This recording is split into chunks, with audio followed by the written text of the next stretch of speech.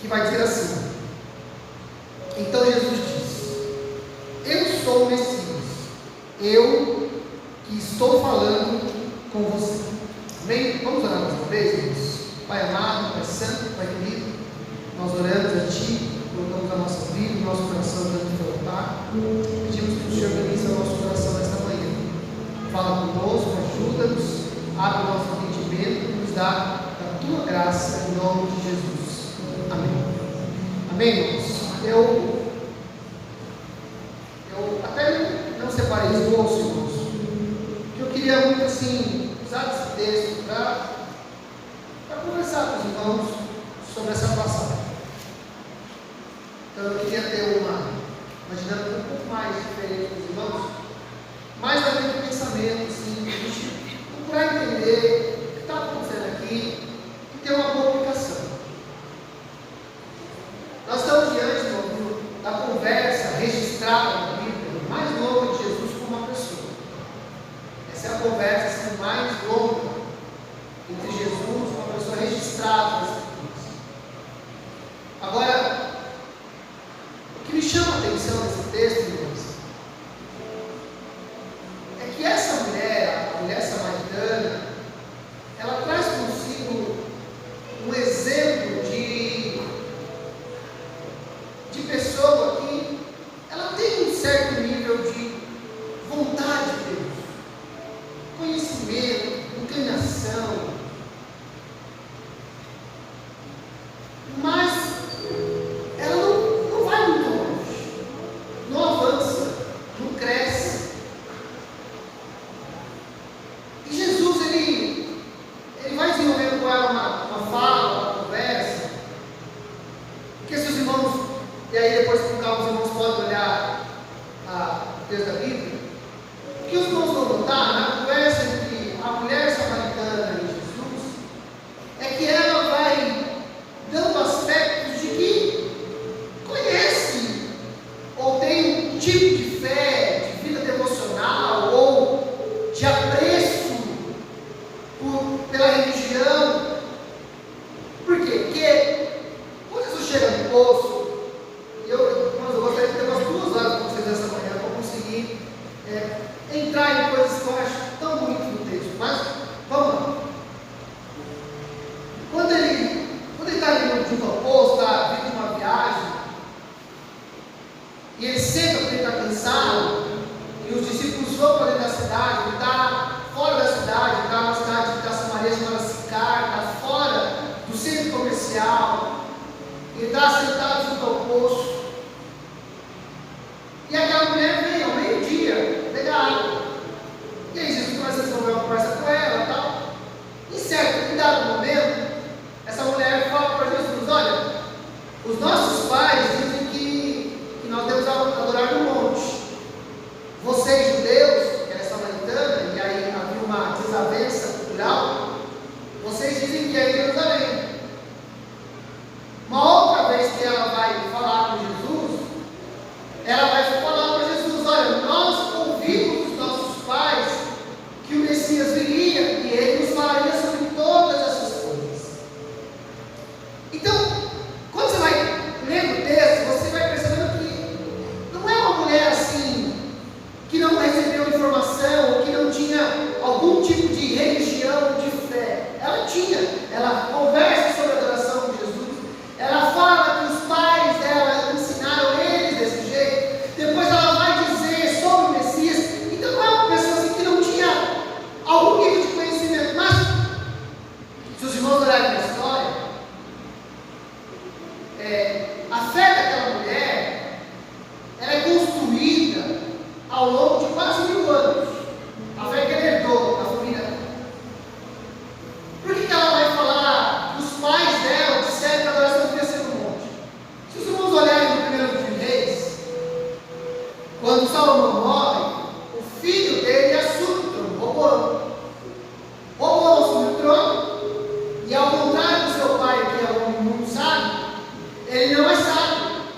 E ele acaba, pela sua fala, pelo seu comportamento, ele acaba, o reino que estava unificado desde Saul.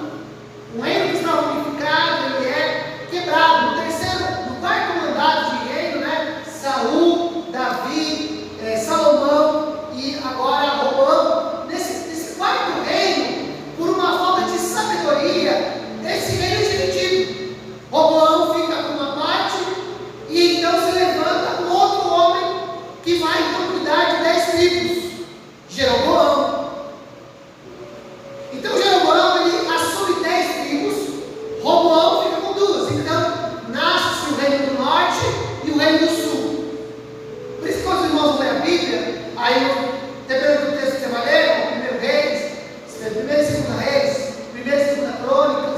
alguns profetas, aí eu vou perceber que ora fala o rei de Israel, ora fala o rei de Judá, e aí, porque realmente, irmãos, sempre aquilo que deveria ser o único reino, a partir de Roboão, aqueles padres criaram aqueles dois reis, um que governa o norte, outro que governa o sul. Aí o Jeroboão assume o governo do sul, o governo do norte, assume o governo do norte. E aí, irmãos, o que acontece? Há um direcionamento para todo Israel, das festas, que eles deveriam ir até Jerusalém.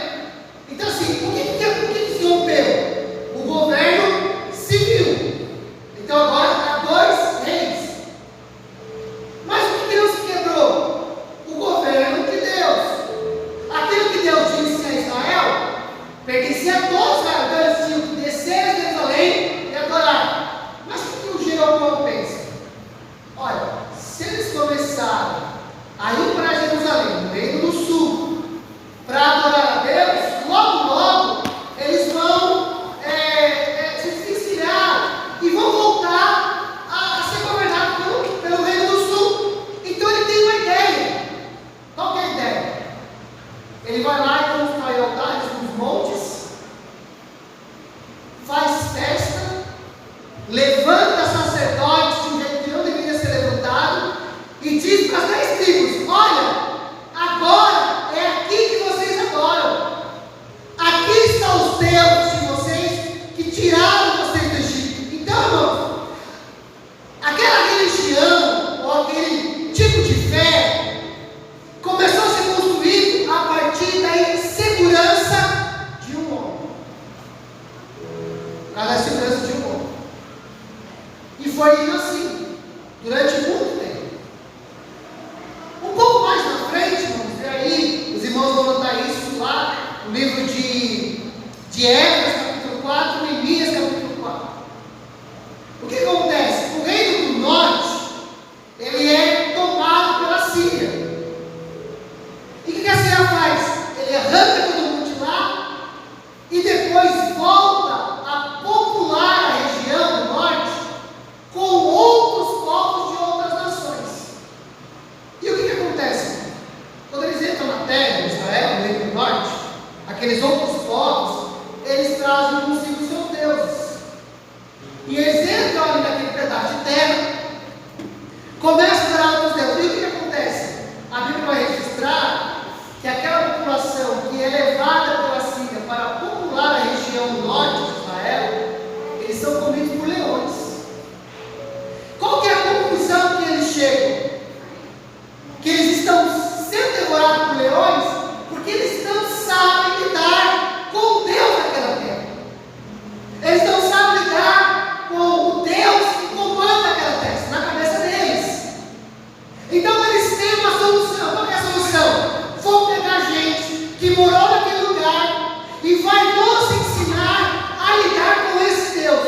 Então eles levantam homens, sacerdotes, mandam ao reino do norte e eles começam a ensinar quem é Deus, como é que se cultua a Deus, como que se adora a Deus, quem é Deus, e eles começam a aprender. Mas aí o que eles fazem, irmão? A Bíblia vai registrar o seguinte: que eles não adoram apenas a Deus, eles adoram a Deus e continuam adorando outros deuses. Sabe o que eles queriam fazer, irmãos? Bom, eu quero ficar bem com Deus, não quero ser muito por leão. Então, eu vou aprender sobre o culto de Deus, eu vou aprender sobre as leis de Deus, eu vou aprender sobre as festas que Deus mandou. Nós vamos manter os rituais que Deus deu a este povo, mas eu vou continuar servindo ao Deus que eu não sirvo. Se a gente for fazer uma aplicação bem prática nisso, sabe o que é, irmãos? É assim: o que eu preciso fazer? Na igreja do quarto, na igreja do domingo, ser ofertante, ser dizimista, ler a Bíblia lá de vez em quando faz jejum. Mas aí a vida é minha. Eu faço do jeito que quiser, da maneira que eu quiser. Quem me rege é a minha vontade, quem me governa é o meu pensamento. Mas eu estou lá, eu faço culto, eu oro de vez em quando, eu leio um texto ou outro, eu participo, eu até canto em algum momento junto com o departamento, mas o que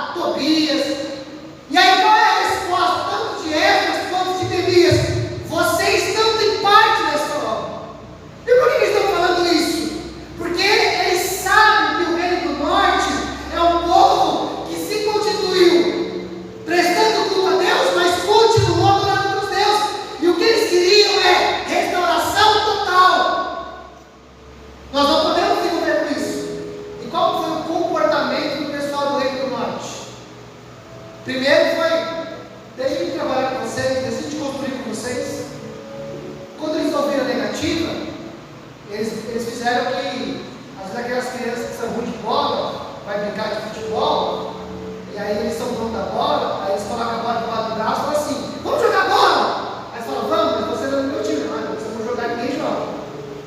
Então, o que eles fizeram? Quando eles ouviram, o pessoal falou: não, vocês não vão nos ajudar, vocês não têm parte dessa obra. O que eles fizeram? Bom, já que eu vou ser uma ajuda, então eu vou ser um tropeço. É o tipo de gente, irmãos, que diz o seguinte: se eu não tiver proeminência no que eu estou fazendo, se o meu nome não estiver lá, se eu não liderar, se eu não estiver mais ativa, não é que eu vou me retirar, eu vou atrapalhar. Eu vou falar no corredor, eu vou falar mal da pessoa, eu vou desestimular as pessoas a participar. Eu estou contando tudo isso como história, irmãos, porque essa mulher samaritana, ela herdou esse tipo de fé. Ela herdou esse tipo de culto. Ela herdou esse tipo de religião.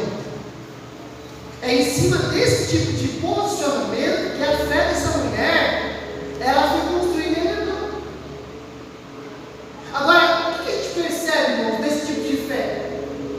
Uma fé construída por insegurança, uma fé construída sem integridade a Deus, e uma fé revanchista, disputadora, uma disputa, uma briga.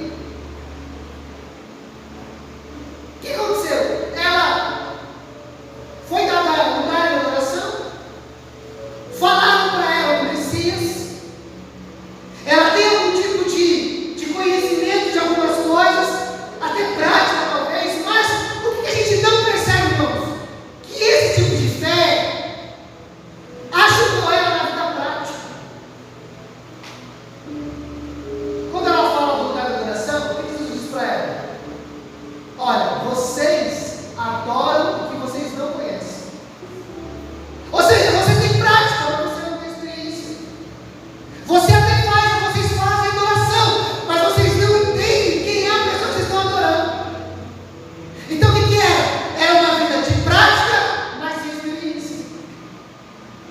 Era uma vida de rito, mas sem transformação.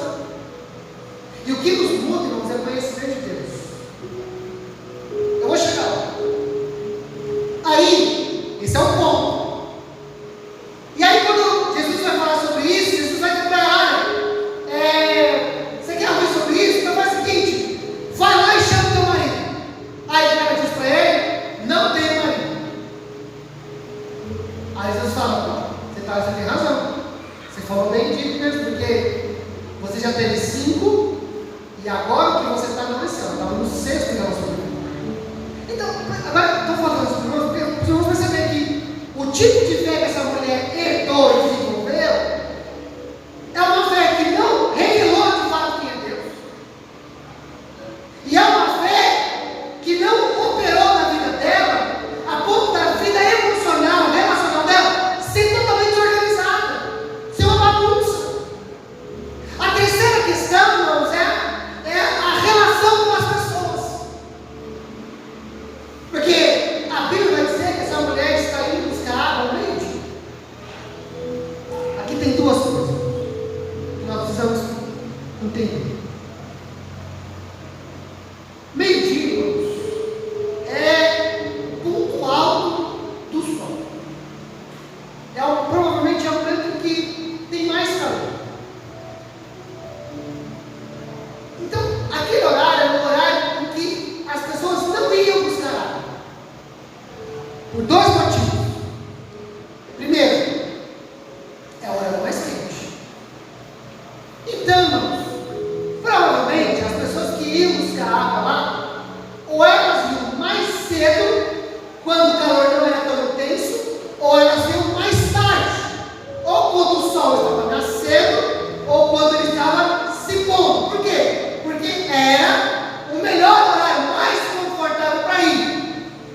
Então a gente pode pensar que essa mulher indo ao meio-dia lá, e sozinha, ela não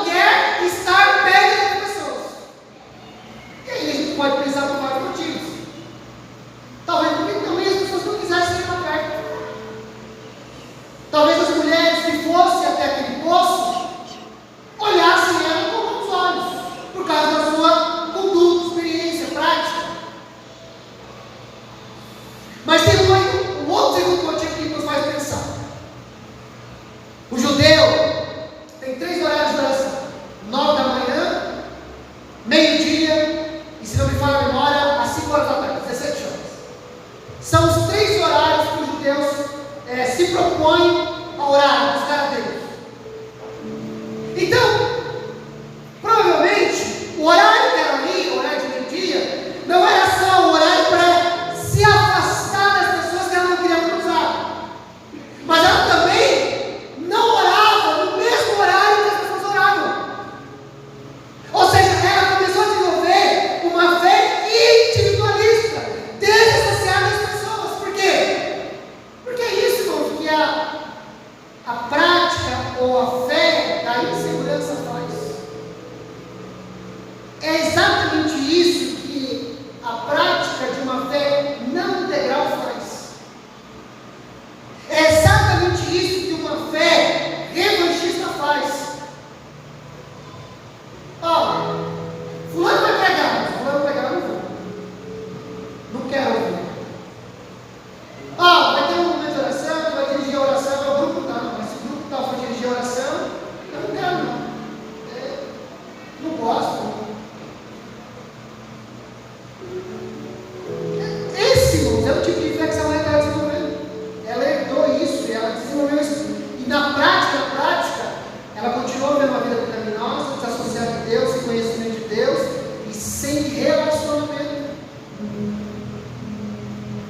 Mas, irmãos, graças a Deus, louvado seja o nome do Senhor Jesus, que existe Jesus para entrar na história dessa mulher, e existiu Jesus para entrar na minha e na tua história. Eu não ia comentar, mas eu vou comentar. Eu vou fazer esse comentário. Se os irmãos olharem para o texto, e alguns dos nossos irmãos, de forma muito interessante, falaram sobre como é a ótica da escrita de João no seu livro, no seu evangelho. Há um interesse de João de revelar Jesus aos gregos como Deus. Essa é a intencionalidade de João que escreve no seu livro, a sua carta, né? Agora, o interessante é que nesse texto parece que João concorre contra a sua ideia, porque lá no começo do texto ele vai dizer que Jesus, vindo da Judéia, querendo ir para a Galileia, decide passar por Samaria. Por quê? Porque havia um trajeto para não passar por Samaria, que era um trajeto que a maioria dos judeus queria fazer, para não passar por Samaria, para não se associar com os samaritanos. Mas ele passa por lá. Ele decide fazer o traçado que tem que fazer. Só que ele está cansado. Não parece esquisito você querer apresentar alguém como Deus e escrever para quem você está apresentando como Deus que Jesus estava cansado? Deus não cansa. Deus não se cansa. Mas ele escreve, Jesus estava cansado. Segunda coisa que eu acho interessante no texto é que a Bíblia vai dizer, quando Jesus fala com aquela mulher, e aí Jesus fala que ele pode dar outro tipo de água para ela, ela fala para Jesus, mas como que você vai tirar água? Se nem balde você não tem equipamento para fazer isso. Então, a princípio, irmãos, para aquela mulher, Jesus era um homem cansado, e Jesus era um homem despreparado. Ele não tinha como pegar água. Despreparado nesse sentido que eu estou falando. Despreparado, ele não tinha material para pegar água. Então, o primeiro contato que ele tem, que ela tem com Jesus é esse. É um homem sentado ao poço, cansado, e sem o equipamento para tirar água, despreparado. Deixa eu te falar uma coisa sobre o Evangelho, sobre o reino de Deus. A princípio parece-nos que a simplicidade do Evangelho, ela é traduzida como frágil e inoperante. Eu não sei se você já pararam para pensar sobre isso, mas, por exemplo, quais são as nossas armas? Jesus disse: se alguém te bater no rosto, dê outra face. Jesus disse para a gente amar os nossos inimigos, abençoar quem nos amaldiçoa, falar bem quem fala mal para a gente. Aí ele fala: não, agora eu estou indignado, agora eu preciso de alguma coisa mais forte de Deus. O que a gente faz? Ora, consagra, jejua, congrega, senta na mesa para se aconselhar, para se fortalecer. Aí você fala: não, mas isso é muito pouco, a gente estava demais. Parece, irmãos, que o Evangelho é frágil.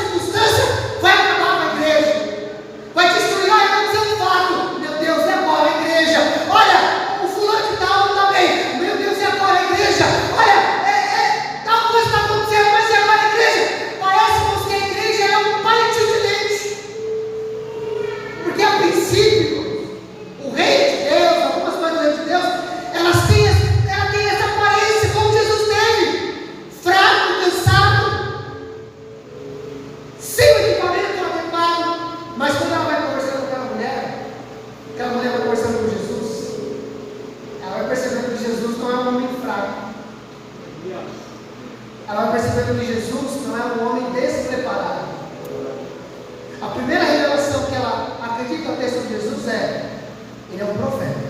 Então calma aí, ele não é um homem cansado, ele não é um homem despreparado, ele é um profeta. Mas à medida que ela vai caminhando com Jesus na conversa, ela percebe que ele não é um profeta, ele é o Messias. Deixa eu te falar uma coisa, se você quiser conhecer bem o reino de Deus, tenha tempo com Deus, para você perceber que a igreja não vai se quebrar por qualquer coisa. A nossa vida não vai ser destruída por qualquer vento, por qualquer barulho. Nós estamos alicerçados numa rocha firme, inabalável.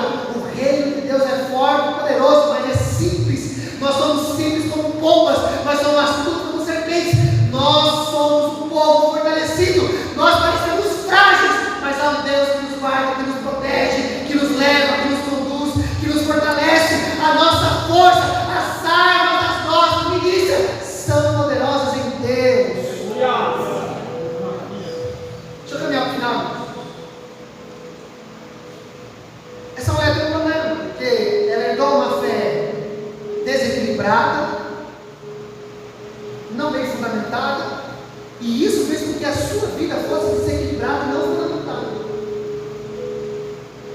E aí ela está conversando com Jesus, e ela fala isso, né? Olha, os nossos pais falaram para a gente que quando o Messias vier, ele vai nos explicar tudo isso aí que você está falando. Aí Jesus olha para ela assim: eu sou o Messias, eu que falo com você. Agora, irmãos, aqui é nesse ponto, é exatamente aqui que se divide dois grupos de gente: aqueles que herdaram, receberam um tipo de religião, um tipo de fé, um tipo de crença, e aqueles que conheceram Jesus como Messias. Porque, e aí, irmãos, se você for olhar no texto, a Bíblia vai dizer que quando ela ouve isso, na hora que ela ouve isso, a Bíblia vai dizer que ela larga o cântaro e ela volta para dentro da cidade. Irmãos, que revelação poderosa é essa? Porque quando Jesus fala para ela: olha, se você soubesse o dom de Deus, e quem tiver de água, você pedir água, e eu te daria água que você nunca mais teria sede. Sabe o que ela fala para Jesus? Dá-me essa água, para que eu não precisasse mais voltar a esse poço.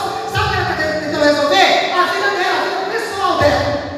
Então se tem uma água que eu não vou precisar mais me relacionar com as pessoas, e se tem uma água que eu não vou precisar passar por esse restaurante, essa água que eu quero. Essa água resolve o meu problema. Ela ainda está numa religião particular, mas na hora que ela entende que Jesus é o Messias, que ela está falando do Messias, que ela está se relacionando com o Messias, já não é mais história, já não é mais conto, já não é mais herança, é um relacionamento particular.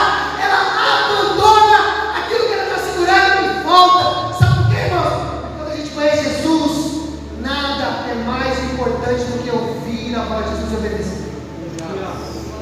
Os meus desejos, as minhas partes, aquilo que eu quero, tudo isso, irmãos, elas vão para o segundo plano. Essa mulher, irmãos, ela é tomada de um senso de urgência que a vida particular dela tinha que esperar. A água tinha que esperar. A sede tinha que esperar. Porque agora que de fato ela conheceu Jesus, o Messias que fala com ela, assumiu o governo do coração daquela mulher. E aquela mulher começou a viver, a partir daquele momento, o maior de todos os mandamentos: amar ao Senhor acima de todas as coisas. E para onde que ela vai, irmãos? Para onde que ela corre? Ela corre para dentro da cidade, para o lugar que talvez ela era mal falada, ela era mal vista, ela tinha um péssimo relacionamento, e nós explicamos aqui por quê. Ela vai buscar água no lugar morar, que ninguém vai buscar água, as pessoas estão indo para a direita, ela está indo para a esquerda, mas agora, como ela viu, ela ouviu, ela se relacionou com o Messias, agora as pessoas não são um problema,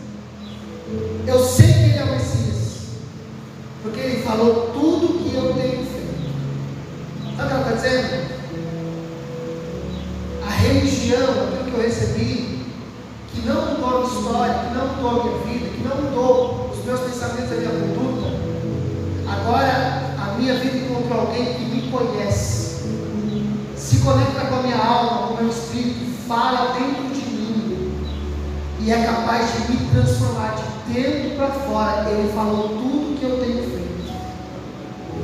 Ele me conhece. Irmãos, olha, eu acho que eu já disse isso aqui. Tem uma frase que diz assim, é uma brincadeira, mas eu vou usar. Se alguém for falar mal de mim, me chama, porque eu conheço coisas horríveis assim, que eu já não respeito. A verdade, irmãos, é que se a gente for contar para as pessoas assim, alguns pensamentos que a gente tem, algumas coisas quando a gente fala, se as pessoas tivessem acesso ao nosso pensamento, talvez, alguns de nós perderíamos algumas amizades. Talvez algumas pessoas desviassem de nós. Se não desviasse, talvez algum tipo de encantamento, de virtude que a gente demonstra ou tenha, fique ofuscado, perca o brilho. Talvez algumas pessoas assim até se decepcionem. Então, às vezes, não falar ou não transparecer é o melhor dos caminhos para não quebrar relacionamentos. Agora, aquela mulher está dizendo: não, Jesus, Ele me conhece inteira. Ele me conhece como ninguém me conhece. Ele falou tudo o que eu fiz, mas ainda assim, Ele permaneceu comigo. Ele falou comigo. Ele se relacionou comigo. E só uma pessoa é capaz de fazer isso, é o Messias. Conhece os meus pecados, conhece as minhas falhas, conhece os meus erros, conhece as minhas más decisões, conhece as minhas fragilidades, mas decidiu permanecer comigo, falando comigo, me instruindo, me amando, como ninguém nunca fez, como ninguém nunca se relacionou. Então, ninguém pode ser outro Messias. Ele é o Messias. Ele é o Messias. Encerro dizendo isso. Quando Jesus pede água para aquela mulher, Ele fala assim, e aquela mulher fala assim: mas como que você me pede água, sendo você judeu e eu samaritano? Aí João, igual no Evangelho de hoje, porque João não escreve apenas o Evangelho, João escreve e comenta. Porque aí João vai fazer um comentário, fala assim: ele falou isso porque os samaritanos e os judeus não se davam, por conta dessa rixa entre Jeroboão, e aí, que eu comentei com os irmãos. Ela fica espantada. Aí Jesus diz para ela assim: olha, se você soubesse o dom de Deus e quem é que te pede água, era você que pediria água e eu te daria água, e você nunca mais teria sede. Nessas traduções que nós temos, as mais comuns, mas tem uma tradução que eu gostei mais, que é a nova tradução da linguagem de hoje. E nessa passagem, o tradutor traduziu assim: se você soubesse o que Deus está disposto a te dar, e quem é que está falando com você, era você que pediria água, e eu te daria águas fluentes, ou águas correntes. Você já falou sobre isso? Essa passagem me pegou. A gente sabe o que Deus está disposto a nos dar. Você tem noção do que é que Deus está disposto a derramar na sua vida? A entregar para você? Você tem noção do tamanho do presente? Porque a palavra dom, embora a gente use como uma habilidade, habilidade de fazer alguma coisa, desenvoltura de fazer alguma coisa, a palavra dom, ela quer dizer presente. Então, a frase de Jesus para aquela mulher é: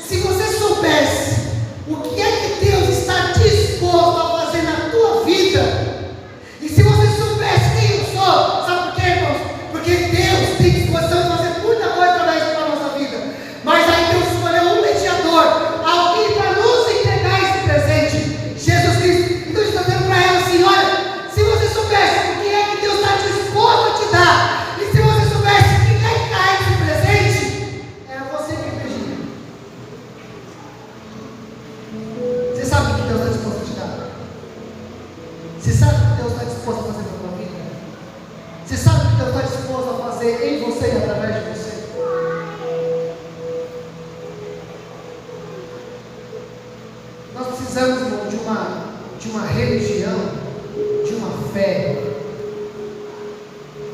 que saia da literatura, que salte das palavras de Deus, que salte dos textos, dos contextos, das explicações, das exposições. Nós precisamos, irmão, de uma fé que salte da cultura, que salte da história, que salte dos feitos passados. Nós precisamos, irmão, de um Jesus que fala com a gente. Eu sou o Messias, eu que falo com você. Nós precisamos de um Messias, irmãos, que seja relacional, que fale com a gente, que se mova com a gente, que ande com a gente, que conheça nossos pecados e nos perdoe do pecado, e a gente recebe esse perdão, essa graça, esse amor, e nos faça andar com esse Jesus. Que rompa com a mesmice, que nos faça, de uma vez por todas, nos afastar do pecado, e que a gente caminhe com Ele. Essa mulher, irmãos, ela desenvolve um tipo de comportamento que se vê em Mateus. Jesus uma vez falou assim: quem muito perdoado, muito ama. Jesus falou isso uma vez numa mesa com alguns homens. Agora, essa mulher, ela ficou com um senso de urgência da voz de Deus, porque quando ela ouve Jesus dizer: eu sou o Messias, eu falo com você, o que ela faz? Ela larga o cântaro onde está e vai falar que Jesus é o Messias, que o Messias está lá do lado de fora, lá no tanque de José, no tanque de Jacó, na cidade de Sicar. É o mesmo senso de urgência que quando Jesus passa pela coletoria, o lugar aonde os cobradores de impostos praticavam a superação, um dos homens, um dos personagens mais odiados daquela época, porque era judeu, cobrava imposto de judeu para dar aos romanos, e muitas vezes para fazer a riqueza pessoal cobrava a mais. Então era uma figura odiada. Mas quando Jesus passa pela coletoria e vê Mateus sentado, Jesus olha para Mateus assim: segue-me. Aquela palavra, irmãos, que imagina, então, se alguém andar na rua, passar do seu lado ali, imagina você lá trabalhando no local de trabalho, imagina se a senhora mexendo com o carro, aquele monte de fuzil, alguém chega lá e fala assim: segue-me. Você olha e fala assim: quem é esse louco? Estou trabalhando, tendo meu ganha-pão. Imagina que eu vou largar, vou fazer uma coisa importante. Imagina você na cadeira da sua escola, alguém gruda na cadeira da sua escola, e a senhora você fala assim: segue-me. Você fala: sabe o que? Estou aprendendo aqui, esse negócio é importante para mim, pode dar conhecimento, pode abrir portas de trabalho, você pode estar fazendo um monte de coisa. Alguém chegar e falar: segue-me. Dificilmente, raramente alguém vai levantar com isso aqui. Mas a palavra de Jesus, ela tem um senso de urgência. A Bíblia diz que na mesma hora, Mateus se levanta e segue. Talvez, irmãos, porque ninguém nunca chamou Mateus para nada. Mateus era noviço, era conquista. Mateus tinha péssimo relacionamento. Mateus era um homem odiado. Talvez os olhares que Mateus mais via eram olhares odiosos. Talvez as palavras que Mateus ouvia, fora do seu local de trabalho, fossem as piores que você ouvia. E ele sabia que as pessoas falavam mal dele em todo lugar.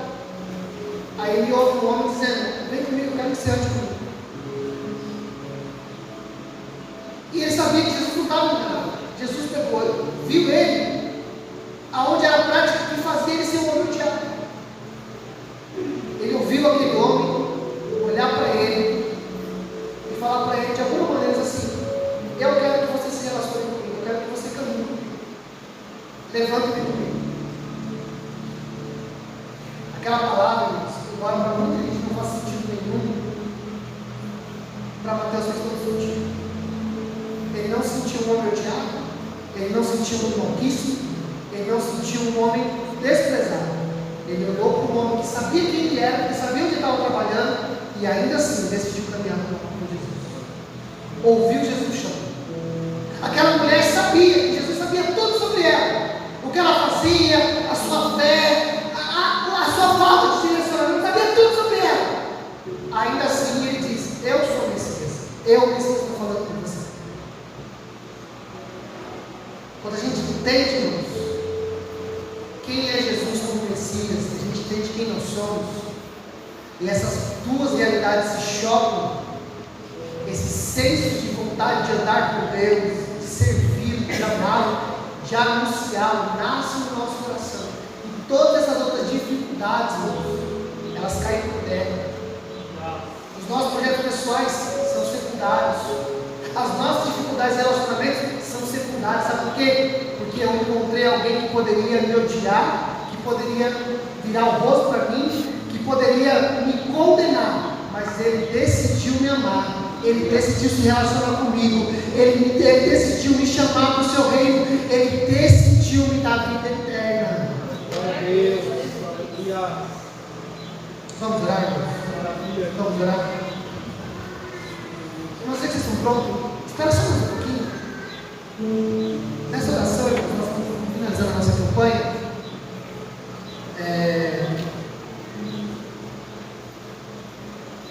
Obrigado, me salvando. Glória a Deus. Se a mulher disse que encontrou uma esposa, achou uma cor do Senhor, né? Aleluia. Eu queria chamar aqui os nossos pastores, presbíteros. E nessa última oração, do nosso último dia de campanha, pode vir, irmãos, os presbíteros, os pastores estão presentes, pode vir aqui em frente. Todos os pastores, presbíteros, fiquem aqui na frente. Nessa manhã, irmãos, nessa oração, quando nós oramos, nós vamos ungir todos os irmãos. Nós vamos orar pelos irmãos. Nós vamos pôr as mãos, orando, ungindo a vida dos irmãos. E deixa eu falar uma coisa para os irmãos enquanto eu tenho isso. Impor as mãos, posição de mãos, significa comunicar alguma coisa, entregar alguma coisa. Toda vez que eu vou fazer esse ato, eu lembro de um testemunho. O pastor contigo, um dia, terminando o culto, uma campanha de oração, ele pegou e ungiu a mão de todos os irmãos, oraram pelos outros, e aí teve irmão que orou por alguém, alguns irmãos foram para casa, colocaram as mãos sobre parede e tal, oraram, uma questão de fé. E aí o filhinho dele, irmãos, bem pequeno, esse pastor é o pastor de Porto Feliz, pastor Tiago Duarte. Ele chegou em casa e o filho dele era pequeno, Victor, hoje já é grande, já casado e tal, um menino, um homem abençoado. E ele chegou em casa com as mãos com óleo. E ele chegou para a mãe dele e falou: mãe, eu não orei por nada, eu não coloquei a mão em nada. E a mãe dele, a irmã da Mari, falou assim: coloca as mãos no seu pai então. Aquela criança, eu acho que o Victor devia ter naquela ocasião 4, 5 anos de idade. Ele foi lá, colocou as mãos no pai dele. Não, era uma criança. Naquela madrugada, ele morava dentro de uma chácara, um sítio, e lá dentro tinha uma camisaria, uma fábrica. Naquela madrugada, homens entraram naquela camisaria para assaltar, para roubar. O proprietário, acho que viu pelas câmeras, foi até aquele lugar e eles começaram uma troca de tiro. Pegaram o pastor Tiago como refém, e era bala para um lado, bala para o outro, e o Tiago no meio, colocaram dentro de um carro e levaram ele para a rodovia. E ele estava passando por tudo aquilo. Invadiram sua casa, sequestraram ele em fogo cruzado, e os homens não sabiam o que fazer com ele, ficavam discutindo o que iam fazer com ele, se iam matar, se iam levar, o que ia fazer. E ele ali orando a Deus, meu Deus, e agora? Novo, pastor assim, começando o ministério pastoral. E aí no meio do caminho, aquele piso no freio, no meio da rodovia, a Fernão Dias, para quem conhece, sabe que ali vindo de São Paulo, vindo para Minas Gerais, uma ladeirinha bacana. Os irmãos conhecem isso? Região aqui de Mariporã, Bragança, eles pararam na rodovia e soltaram o pastor Tiago. E ele subiu correndo do bode foi andando, ele conseguiu, foi engateando, até que ele conseguiu chegar no posto e ser atendido, o pessoal ajudou ele. Eu estou contando isso, não sabe por quê? Porque assim, às vezes nós pastor, está tudo bem, vamos orar por ele, mas está tudo bem. Aquele pastor, irmãos, até aquela noite estava tudo bem. Mas por uma direção de Deus, aquela criança põe as mãos sobre ele, abençoando, E naquela noite, Deus estava liberando sobre a vida do pastor Tiago um livramento. E é isso que eu quero falar para os irmãos. Que os irmãos tenham boas expectativas sobre esse ano. Porque Deus tem desejo de liberar sobre a minha e sobre a tua vida coisas muito especiais. Se você soubesse o que Deus está disposto a te dar, e se você soubesse quem é que está dizendo para você, que está falando com você, é você que me pediria, e eu te daria água. Aleluia. Amém? Então, eu vou colocar aqui óleo na mão dos nossos irmãos. Eu vou pedir para os irmãos fazerem assim: fazer duas fileiras, uma do lado de cá, uma do lado de cá. Os irmãos vão receber a unção e vão sair pelas laterais, tá bom, irmãos? Amém? Você toca uma música aí, Matheus? Enquanto coloca óleo na mão dos nossos irmãos.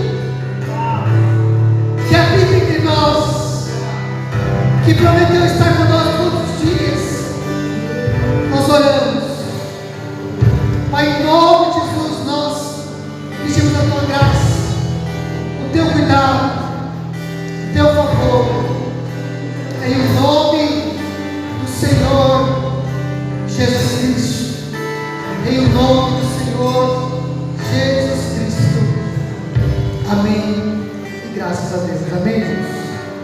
Aleluia. Nós momento nós vamos participar da ceia do Senhor. Nossa primeira ceia do ano de 2024, né? Nós vamos fazer nessa manhã. E olha que interessante, né, irmãos? Eu estava falando. Olha o mandamento que Jesus nos deu. A ordenança. Entre as poucas que Jesus nos deu, pregar o Evangelho, batizar, o mandamento que Ele nos deu, a ceia. Agora que interessante, irmãos. Um pão, um cálice. Jesus poderia ter escolhido talvez objetos que aparentemente são mais nobres, ouro, diamantes. Talvez a ordem de Jesus fosse uma coisa mais suntuosa, né? Para falar da grandeza do reino, para falar do poderio do reino. Mas não é. É pão e cálice. Produto comum da mesa das pessoas da época. Simplicidade. O Evangelho é simples. Já dizia os escritores C.S. Lewis, né? Um dos livros mais conhecidos e maravilhosos. O Evangelho puro e simples. O Evangelho é simples. Cumprir 2 mandamentos, cumprir todos. Amar a Deus acima de todas as coisas. Com café, né? De todo o seu coração, alma, força, entendimento. E amar o próximo. Simples. Fácil de gravar 2 mandamentos, mas poderoso, porque o pão simboliza o corpo de Jesus que foi pendurado no madeiro e abriu para nós um caminho perto do Pai. O suco de uva, cálice, simples, produto natural, que para ser sair do produto in natura, né? E sai lá do caixa para virar isso, precisa ser pisado para extrair o seu extrato, o seu suco. Cristo, essa videira que foi pisado na cruz do Calvário, mas conforme foi pisado, derramou a sua vida para que eu e você tivéssemos vida e fôssemos perdoados dos pecados. O Evangelho é simples, irmãos, é isso.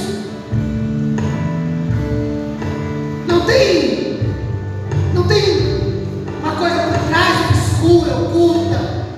Não tem uma mensagem subliminar. Não, o Evangelho é claro. Se não é pão, cálice, 2 mandamentos e cumpre tudo. Mas não confunda simplicidade com fragilidade. Ele é simples, mas ele é poderoso. Ele é o Nazareno, ele é o Galileu, mas ele também é o Filho de Deus. Ele é o servo de todos, mas ele tem um nome acima de todo nome. Ele é aquele que morreu maldito, mas ele é aquele que as nações e os anjos cantam: Santo, Santo, Santo é o Senhor. Então é nessa costura de simplicidade e poderio, não bonito aos olhos, mas poderoso para a vida, é que nós celebramos essa ceia. Porque a Bíblia vai dizer que na noite Jesus foi traído. Jesus tomou o pão, tendo dado graça a partir e disse: tomai e comer. Esse é o meu corpo, que é partido por vós. Aleluia. E a Bíblia vai dizer ainda que semelhantemente, depois de cear, de comer o pão, tomou o cálice e disse: esse cálice é o cálice da nova aliança, do novo compromisso feito com vocês, e ele é derramado por causa de vocês. Fazer isso em memória de mim, porque todas as vezes que vocês comerem o pão, beberem o cálice, vocês estão declarando, anunciando a morte do Senhor até que ele venha.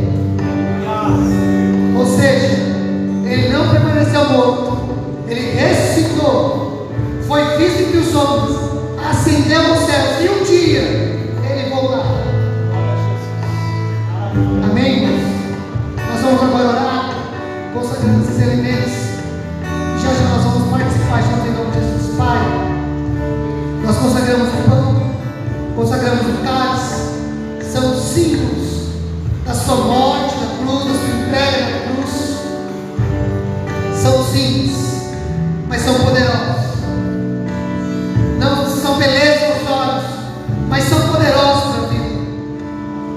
E nesta manhã, nós participamos, cumprindo o mandamento, anunciando a sua volta e declarando que nós desejamos ter parte com o Senhor, ter parte com o Reino, ter parte da missão, porque nós estamos diante de Jesus, que está vivo, está presente nesta manhã, ceando conosco, andando em nosso meio e declarando isso, que um dia Ele virá e estará conosco eternamente. Amém, irmãos? Você que é batizado, está em comunhão com a sua igreja, você pode participar. Pegue o pão, pegue o cálice em nome de Jesus. Amém? Glória a Deus.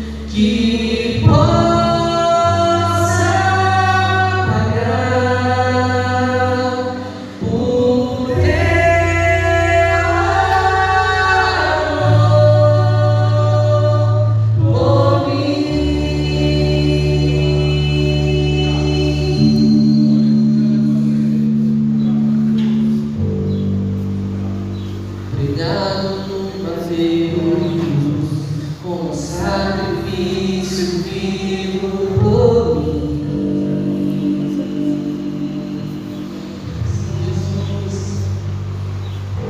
Sobre os teus ombros levou os meus pecados por mim.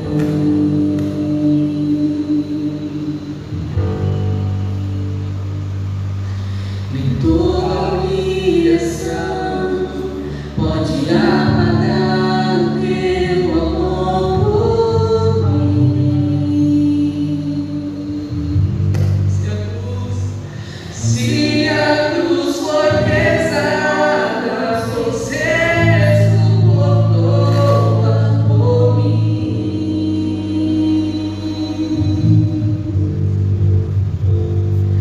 Nem espinhos doíam, você só pensava em mim. Nem toda humilhação, nem toda humilhação pode pagar teu amor por mim.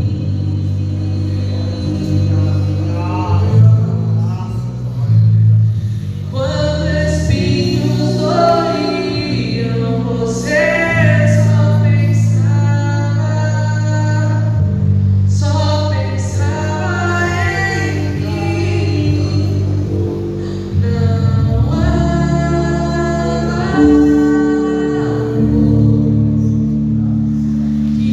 que possa pagar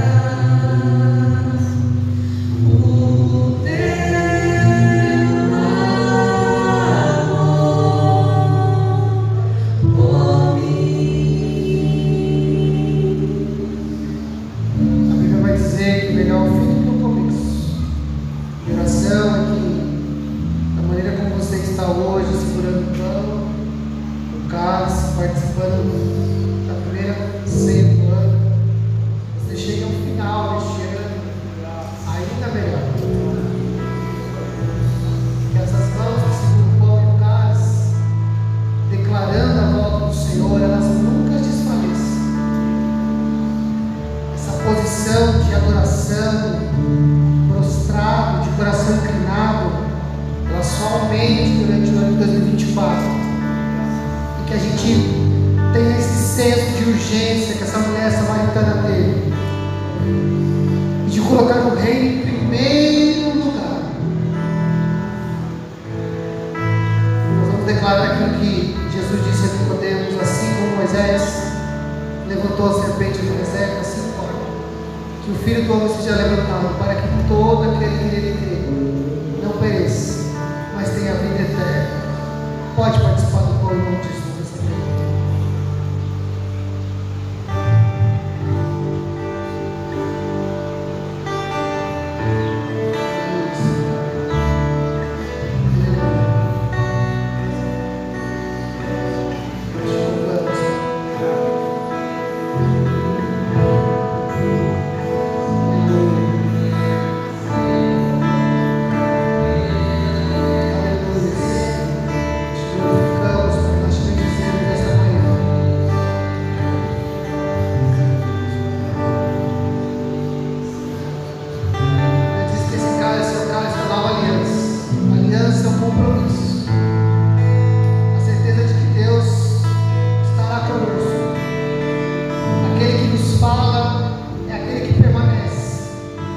Aquele que nos chama é aquele que vai conosco até o final.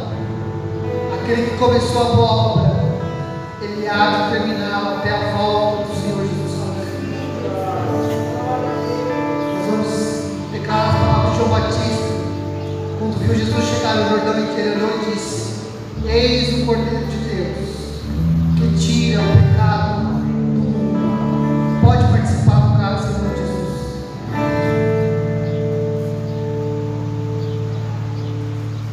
Nós te louvamos, Senhor. Nós te glorificamos e nós te bendizemos. Pedimos ao Senhor honra, glória, adoração, Senhor. Nos prostramos nessa manhã, ofertando ao Senhor amado nosso